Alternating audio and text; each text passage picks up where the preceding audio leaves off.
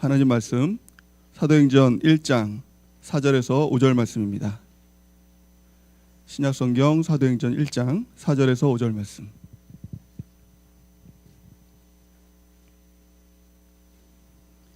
신약성경 사도행전 1장 4절에서 5절 말씀. 우리가 같이 한 목소리로 합독하시겠습니다. 시작. 사도와 함께 모이사 그들에게 분부하여 이르시되 예루살렘을 떠나지 말고 내게서 들은 바 아버지께서 약속하신 것을 기다리라. 요한은 물로 침례를 베풀었으나 너희는 몇 날이 못되어 성령으로 침례를 받으리라 하셨느니라. 아멘.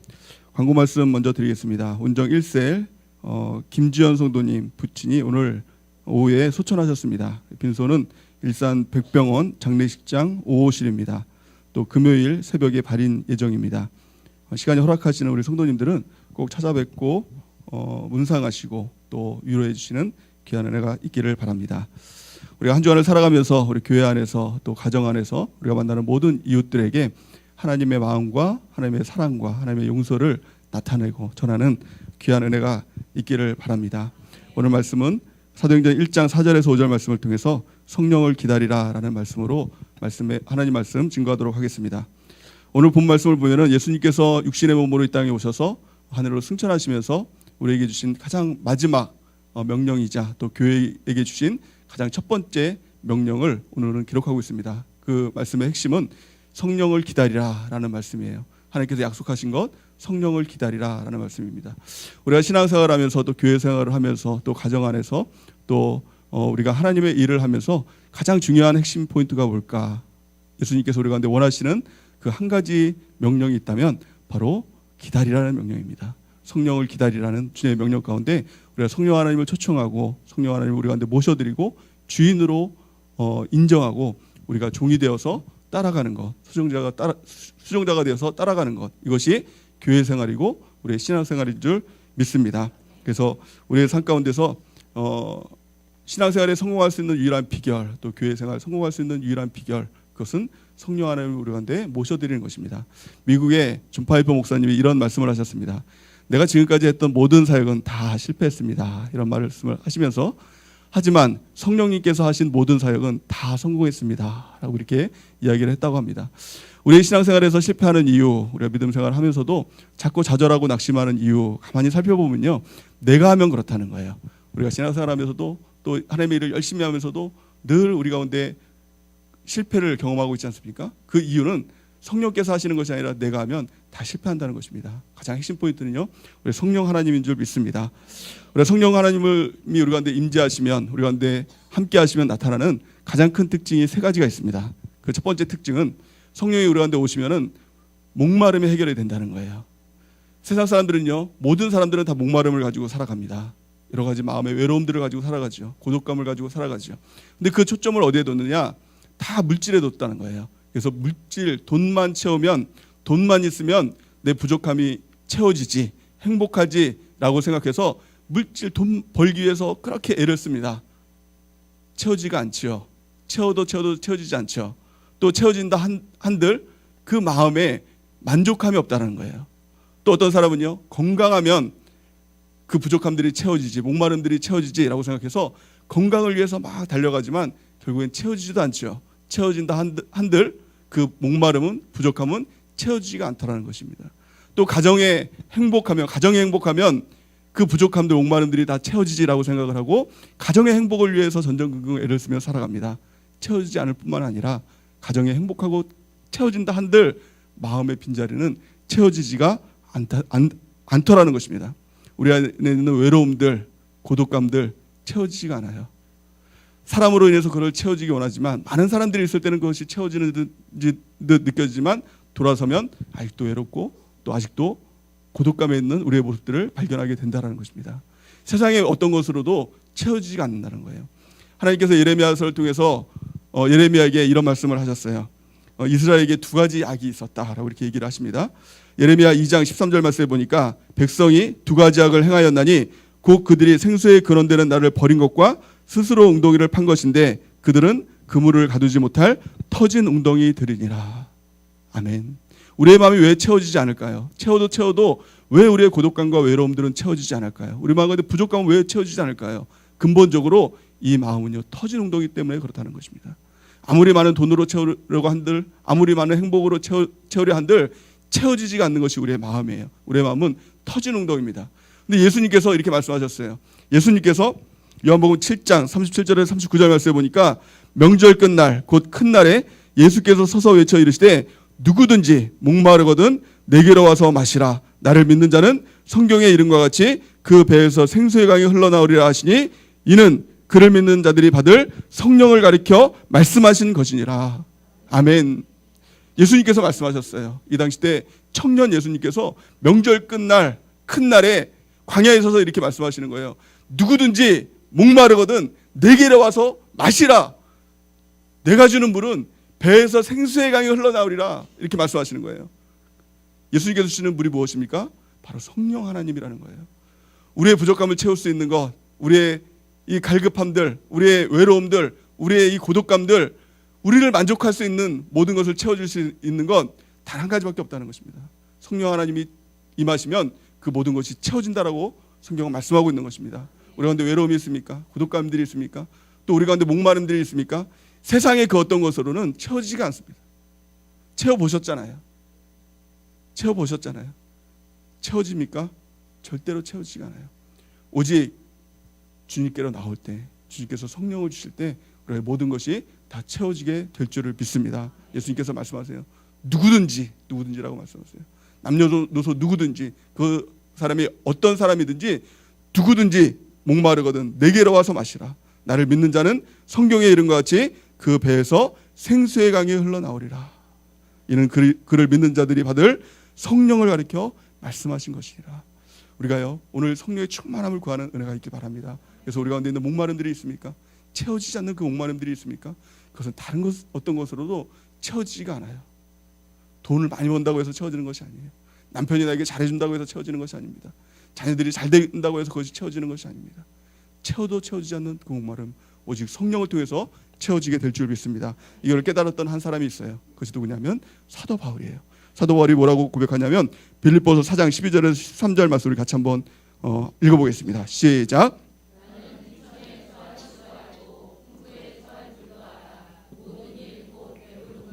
배고픔과 풍부함과 궁핍이 살 줄 아는 일체의 비결을 배웠노라. 내게 능력 주시는 자 안에서 내가 모든 것을 할 수 있느니라. 아멘. 사도 바울이 이것을 깨달았습니다. 그러나서 이렇게 고백합니다. 내게 능력 주시는 자 안에서 내가 모든 것을 할 수 있느니라. 이렇게 고백을 합니다. 우리 한번 따라해 볼까요? 내게 능력 주신 자 안에서 내가 모든 것을 할 수 있다.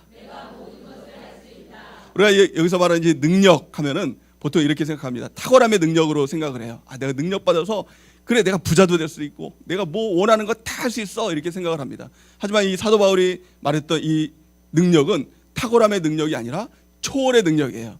그 하나님의 능력 주 안에 있으면 내가 가난해도 가난할 수 있다는 거예요. 가난해도 행복하고 가난해도 만족할 수 있다는 거예요. 내가 병들어도 행복할 수 있다는 거예요.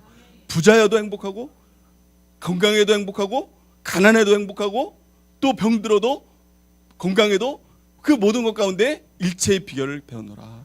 내게 능력 주신 자에서 내가 모든 것을 할 수 있느니라. 이것이 하나님의 능력인 줄 믿습니다. 그래서 악한 마귀는 끊임없이 우리 가운데 가난을 통해서 또 병듦을 통해서 우리의 믿음을 자꾸 흔들어 놔요. 하지만 주 안에서 하나님의 능력 가운데 있으면, 다르게 말하면 성령 충만한 가운데 있으면 그것이 우리 가운데 시험거리가 안 된다는 거예요. 만족이 되는데요. 가난하든 부자이든 내게 믿음이 흔들리지 않을 만큼의 만족이 있는데요. 우리가 병이 들었던 우리가 건강하던 하나님께서 주시는 그 만족이 있는데요. 우리 흔들리지 않는 그런 신앙인이 될 수가 있다라는 것입니다. 그런데 참 놀라운 것은 무엇입니까? 하나님의 성령이 충만한 가운데 그 만족감이 있잖아요. 만족감이 있으면 참 놀라운 것은 이거 영혼이 잘 되는 거잖아요. 내 영혼이 잘 되면 성경에 보니까 범사가 풀리게 된대요. 또 강건한 축복이 있게 된다라고 성경 말씀하고 있는 것입니다. 요한 3서 1장 2절에 보니까 사랑하는 자의 내 영혼이 잘 된 같이 내가 범사에 잘 되고 강건하기를 내가 간구하노라.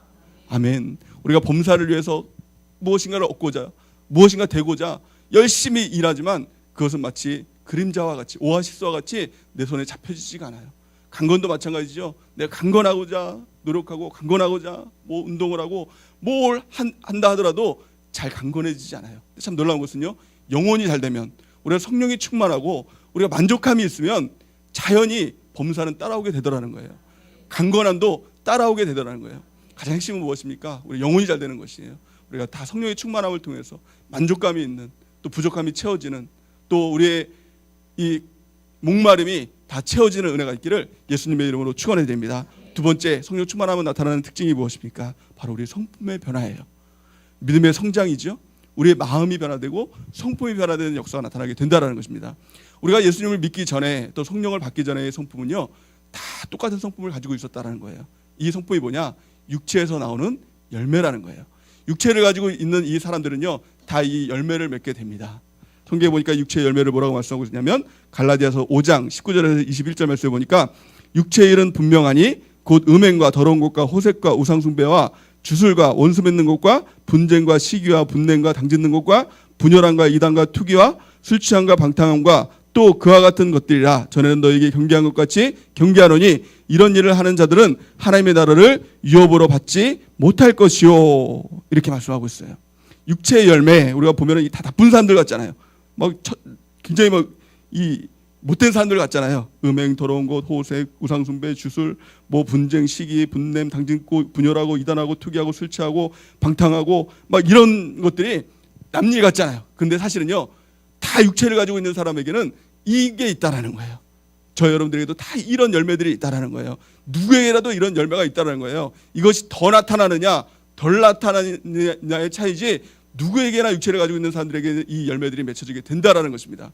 하지만요, 성령이 임하면 이 열매들이 변화되기 시작한다는 거예요. 육체의 열매들이 끊어지고 성령의 열매들이 맺히게 된다라는 것입니다. 그 성령의 열매가 무엇입니까? 9가지로 말씀하고 있는데 우리 같이 한번 읽어보겠습니다. 갈라디아서 5장 22절에서 23절 시작. 오직 성령의 열매는 사랑과 희락과 화평과 오래 참음과 자비와 양성과 충성과 온유와 절제니 이 같은 것을 금지할 법이 없느니라. 아멘. 성령의 충만함에 거하게 되면, 성령이 우리 가운데 임하시게 되면 새로운 열매들이 맺히게 된다는 것입니다. 사랑의 열매, 희락의 열매, 화평의 열매, 오래 참음의 열매, 자비의 열매, 양선의 열매, 충성의 열매, 온유와 절제의 열매들이 맺혀지게 된다는 것입니다. 우리가 이 열매들을 가장 이렇게 살펴보면은 특징이 있어요. 육체 열매의 특징이 무엇입니까? 그 특징을 가만히 살펴보면 다 개인이에요. 개인의 욕심, 개인의 만족, 또 분열이에요. 다투고 싸움하고 당짓고 분열하고, 이게 다 분열하는 거예요. 찢어지고 개인주의고 다 나만을 위하는 것이 바로 육체의 열매다라는 거예요. 근데 성령의 열매의 특징이 무엇입니까? 사랑. 나 혼자 사랑합니까? 혼자서 사랑해요? 아니죠. 누군가의 사랑이 대상이 있지요. 희락도 마찬가지입니다. 혼자 희락하는 거, 이거 쾌락이 아니에요. 쾌락이 아니라 희락이에요. 함께 즐거워하는 것. 또 화평, 함께 화평하는 것. 오래 참음, 누군가를 향해 오래 참아주는 것이죠. 자비하는 것, 누군가를 향해 자비하고, 양선, 그를 향해서 양선하고, 충성하고, 온유하고, 절제하고, 그 모든 것들을 보니까 하나됨의 역사가 나타나게 된다는 거예요. 성령의 열매를 통해서 개인이 잘 되고 개인의 성품의 변화, 이것을 그치는 것이 아니라 공동체의 하나됨의 역사가 나타나게 되는 것이 바로 성령의 열매이고 성령이 나타날 때의 특징이라는 것입니다. 에베소서 2장 22절 말씀 보니까 너희도 성령 안에서 하나님이 거하실 처소가 되기 위하여 그리스도 예수 안에서 함께 지어져 가느니라. 아멘. 너희도 누구 안에서? 성령 안에서 하나님의 거하실 처소가 되기 위해서 함께 지어져 간다라고 말씀하고 있는 것입니다. 우리 공동체 안에서 가장 중요한 것이 무엇입니까? 바로 성령 하나님이에요. 성령 하나님을 기다리고 성령 하나님의 임재하신 가운데 그분을 따라가는 삶이라는 것입니다. 이 시대에 교회의 가장 큰 문제는요, 다른 문제가 아니에요. 다른 어떤 문제가 아닙니다. 성령을 기다리지 않는 거예요. 성령이 주인되지 않는 거예요. 그래서 각 교회를 보면은 나타나는 특징이 주도권 싸움들을 자꾸 해요. 그래서 목사님이 주도권을 잡느냐, 장로님이 주도권을 잡느냐, 아니면 성도들이 주도권을 잡느냐, 누가 주도권을 잡느냐, 이거에 따라서 종파가 나뉘어지기도 하고 분열이 일어나기도 한다는 것입니다. 그런데 주도권은요, 오직 성령 하나님만이 가질 수 있는 줄 믿습니다. 우리 셀도 마찬가지죠. 셀장이 주도권 갖는 거 아닙니다. 아니면 셀원들이 주도권을 갖는 것이 아닙니다. 성령 하나님을 기다리고 성령 하나님을 모셔드리고 성령 하나님이 주인 되시고 주도권을 갖도록 하는 것, 우리는 그에 순종하도록 따라가는 삶, 이것이 우리의 셀이 되어야 하고 우리 교회가 되어야 되고 우리 가정이 되어야 되고 우리의 삶이 되어야 되는 줄 믿습니다. 마지막 세 번째, 성령이 임하면 나타나는 특징이 무엇입니까? 가장 중요한 특징 중에 하나입니다. 성령이 임하시면 나타나는 특징은요, 우리의 삶의 이유와 목적, 사명을 깨닫게 된다는 거예요. 또 그대로 살 수 있는 사람이 된다는 것입니다. 예수님께서 말씀하십니다. 사도행전 1장 8절에 보니까 이 땅에서 마지막 말씀이시죠. 마지막 우리에게 주시는 마지막 한마디를 하고 이제 승천하시는 그 장면이에요.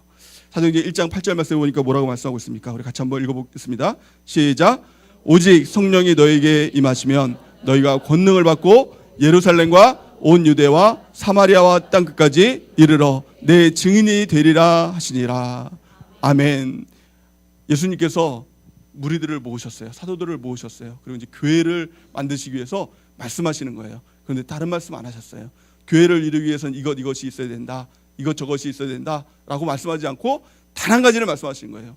오직 성령이 너에게 임하시면 이래요. 성령이 너에게 임하시면 너희가 증인된다라는 거예요. 우리 교회의 사명이 무엇입니까? 증인된 삶이죠. 우리 인생의 목적이 무엇입니까? 이유와 목적이 무엇입니까? 왜 이 땅에 우리가 교회를 이루고 신앙생활하고 또 우리가 하나님의 일을 합니까? 그 이유와 목적은 단 한 가지라는 거예요. 증인되기 위해서. 증인되기 위해서. 어떻게 하면 증인이 됩니까? 오직 성령이 우리 가운데 임하시면 증인이 된다는 것입니다. 증인의 특징이 무엇입니까? 두 가지 특징이 있죠. 첫 번째는요, 본 것이 있어야 돼요. 증인은요, 아무나 증인되지 못합니다. 본 것이 있어야 돼요. 제가 몇 년 전에요, 차를 타고 가다가 되게 안타까운 사연에 그 플랜카드를 본 적이 있어요. 그 플랜카드를 보니까 이런 내용이더라고요. 아이가요, 자기 자녀가 저녁에 횡단보도를 건너다가 오토바이에 쳐서 아주 큰 부상을 당했다는 거예요. 이렇게 이제 의식이 불명하더라는 거예요. 근데 그걸 본 사람이 없대요. 뺑소니를 당했는데 그걸 본 사람이 없다는 거예요. 그래서 증인이 그걸 본 사람이 있으면 이제 연락을 달라라는 그런 문구가 적혀 있더라고요. 그걸 보면서 제 자녀 생각이 났어요. 그럼 너무 마음이 안타깝더라고요. 너무 마음이 막 아팠어요. 그러면서 이런 생각이 드는 거예요. 야, 나라도 증인되고 싶다, 이런 생각이 드는 거예요. 근데 나는 저는 증인될 자격이 있나요? 그 마음이 안타깝다고 해서, 정말 내 마음이 도와주고 싶다고 해서, 그 사람을 도와주고 싶다고 해서 증인될 수 있는 자격이 없다라는 거예요. 증인될 수 있는 사람은요, 본 사람이라는 거예요. 누가 증인될 수 있습니까? 본 사람이에요. 하나님의 사랑을 본 사람, 그 사람만이 하나님의 사랑의 증인이 될 수가 있다는 거예요. 하나님의 용서, 하나님의 마음을 본 사람이 그것을 증언할 수 있는 증인이 될 수가 있다는 것입니다. 그러기 위해서 중요한 것은 무엇입니까? 저희 여러분들이요, 하나님의 사랑을 봐야 된다는 거예요. 하나님의 마음을 알아야 된다는 거예요. 그것을 지식으로 깨닫는 것이 아니라 그것을 보고 느끼고 교회를 체험한 사람만이 증인된 삶을 살아갈 수가 있다는 것입니다. 그런데 문제는 무엇입니까? 사람은요, 그것을 볼 수 있는 존재가 아니라는 거예요. 성경에 보니까 이렇게 말씀하고 있습니다. 고린도전서 2장 9절에서 10절 말씀에 보니까 기록된 바 하나님이 자기를 사랑하는 자들을 위하여 예비하신 모든 것은 눈으로 보지 못하고 귀로 듣지 못하고 사람의 마음으로도 생각하지 못하였다 함과 같으니라. 오직 하나님이 성령으로 이것을 우리에게 보이셨으니 성령은 모든 것 곧 하나님의 깊은 것까지도 통달하시느니라. 아멘. 무엇을 통해 보여주십니까? 성령을 통해서. 성령을 통해서 하나님의 사랑이 보여주신다는 거예요. 성령을 통해서 하나님의 사랑이 느껴지기 시작한다는 거예요. 성령을 통해서 하나님의 사랑이 만져지고 느껴지고 보여지기 시작한다는 것입니다. 그러게 우리 가운데 성령을 우리 가운데 모셔드리고 성령을 통해서 하나님의 사랑을 바라보는 은혜가 있길 바랍니다. 성령을 통해서 하나님의 마음을 바라보고 또 성령을 통해서 하나님의 용서를 바라보고 그것을 나타내고 증거하는 증인된 삶을 살아가는 은혜가 있길 바랍니다. 오직 성령이 너에게 임하시면 너희가 권능을 받고 예루살렘과 온 유대와 사마리아와 땅끝까지 이르러 내 증인이 되리라 하시니라. 아멘이십니까? 오직 성령이 너에게 임하시면이에요. 저와 여러분들이 성령의 충만함을 구하는 은혜가 있기 바랍니다. 성령은 개인에게 임하는 영이 아니었어요. 성령은 이 공동체에게 임하는 영이었습니다. 그들이 오로지 기도에 힘쓸 때 그들에게 성령이 임하고 그들이 증인되고 그 교회가 부흥되는 역사가 일어나게 됐다는 것입니다. 또한 증인의 두 번째 특징이 무엇입니까? 증인은요, 본 것을 말하는 사람이에요. 자기 주장을 하는 사람이 아닙니다. 그리고 또 어떤 정당성을 얘기하는 사람이 아니에요. 예를 들어서 증인으로 나온 사람이 이렇게 얘기를 해요. 우리는 교통법규를 잘 지켜야 합니다. 이렇게 얘기를 했다고 봐요. 증인으로서 할 말입니까? 아니죠. 우리는 어린아이를 잘 보살펴야 합니다. 물론 맞는 말이죠. 정당성이 있는 말이죠. 하지만 그것이 증인으로서의 말이 아니에요. 증인은 무엇입니까? 내가 본 것, 내가 그날 그 시에 내가 봤던 것, 이것을 볼 때 법적인 효력이 있는 것이죠. 우리가 전도하는 것 어렵지 않아요. 사실은 그렇게 어렵지 않아요. 우리가 그 사람을 설득하는 게 아닙니다. 설득이 아니에요. 성경에 보니까 이 전도는 설득의 말이 아니라고 그랬어요. 하나님의 능력이라고 얘기했어요. 그 능력이 뭡니까? 내가 본 하나님이에요. 내가 체험한 하나님의 사랑이에요. 내가 경험한 내 교회예요. 내가 경험한 하나님의 말씀이에요. 그것들을 증언할 때 그것이 능력이 되더라는 거예요. 내가 하나님 만났어 라고 얘기하는 거. 나는 하나님 만나면서 좋지도 않았는데 하나님 만나면 참 좋아요 라고 해서 뒤돌아서면 허무하죠. 이게 뻥치는 거잖아요. 내가 정말 하나님 만나고 좋았어. 내가 정말 하나님 만나고 기뻤어요. 내가 하나님 만나기 전엔 우울증과 또 이 외로움과 고독감 가운데 있었는데 하나님 만나고 쎄를 경험하고 교회를 만났더니 이 모든 것에 해결함을 얻고 만족함을 얻었습니다. 이것들을 증언하는 거예요. 증언할 때 이것 가운데 능력의 역사가 나타나게 되더라는 것입니다. 오직 성령을 통해서 우리가 이것들을 경험하고 또 하나님의 말씀을 증거하고 증언하는 하나님의 사명 감당하는 은혜가 있기를 예수님의 이름으로 간절히 축원해 드립니다. 사도들이 또 여자들과 사도들이 이 오직 성령이 너에게 임하시면 너희가 권능을 받고 예루살렘과 온 유대와 사마리아와 땅까지 이르러 내 증인이 되리라 하시라. 이 하나님의 말씀, 예수님의 말씀을 듣고 했던 딱 한 가지가 있어요. 모였어요. 그들이 모여서 오로지 기도에 힘썼다고 말씀하고 있죠. 사도행전 1장 14절에서 15절 말씀을 보니까 우리 같이 한번 읽어볼게요. 시작. 여자들과 예수의 어머니 마리아와 예수의 아우들과 더불어 마음을 같이하여 오로지 기도에 힘쓰더라. 모인 우리의 수가 약 120명이나 되더라. 아멘. 14절 말씀까지요. 이 말씀을 보니까 여자들과 예수의 어머니 마리아와 예수의 아우들과 더불어 마음을 같이하여 오로지 기도에 힘썼다는 거예요. 그 마음을 같이하여서 예수님의 말씀 그 한마디를 붙들고 오로지 기도에 힘썼다는 거예요. 이 기간이 어느 정도 걸렸느냐? 열흘의 기간이 걸렸다는 거예요. 근데 이 생각해 보면 야, 하나님께서 예수님께서 약속하신 그 성령을 주시려면 하루 만에도 주실 수 있었는데 왜 열흘이라는 기간이 걸렸을까 의문을 가졌던 적이 있어요. 그런데요, 경험을 해보면 이런 것들이 있어요. 우리가 기도를 하면은 성령을 구하더라도 주도적으로 구해요. 내가 성령이 필요하고 성령을 통해서 우리가 하고자 하는 것들이 너무 많아요. 성령을 통해서 부자도 되고 싶고 성령을 통해서 또 사역도 잘하고 싶고 자꾸 내가 주도적이 되려고 해요. 근데 자꾸 기도하다 보면은 내가 죽어요. 자꾸 기도하다 보면 성령 하나님이 오시면 됩니다. 내가 주장했던 것 이것들이 다 이게 다 내려놔져요.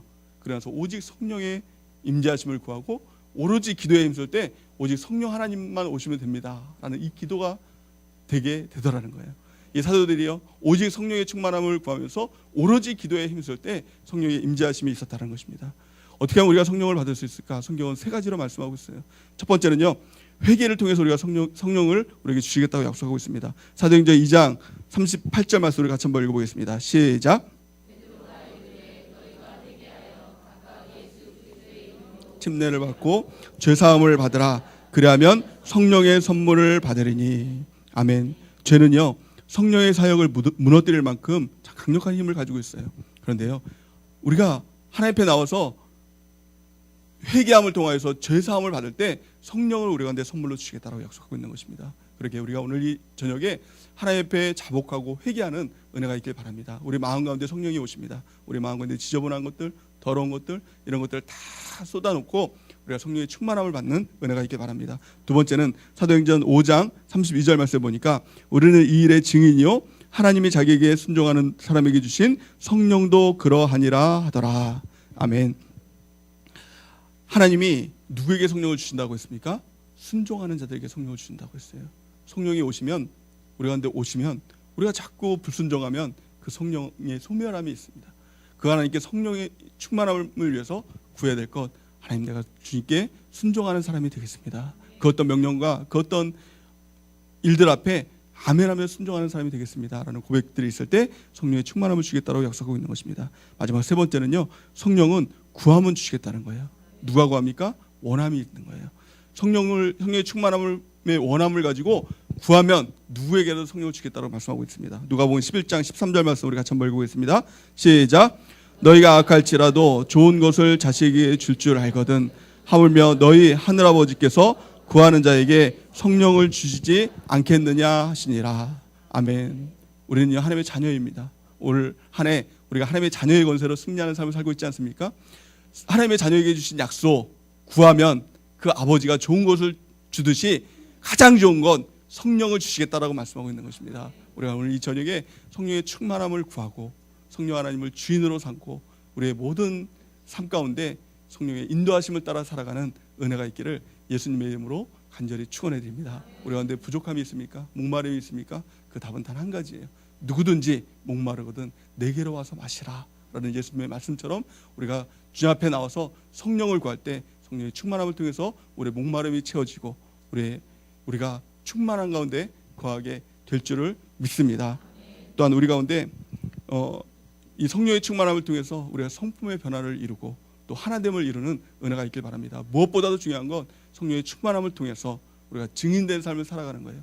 하나님의 그 사랑을 발견하고 또 하나님의 용서를 발견하고 하나님의 마음을 발견하고 또 그것을 증언하는 삶, 증거하는 삶, 그를 통해서 하나님의 역사가 우리 가운데 나타나기를 예수님의 이름으로 간절히 축원해 드립니다. 이제 우리 준비된 예물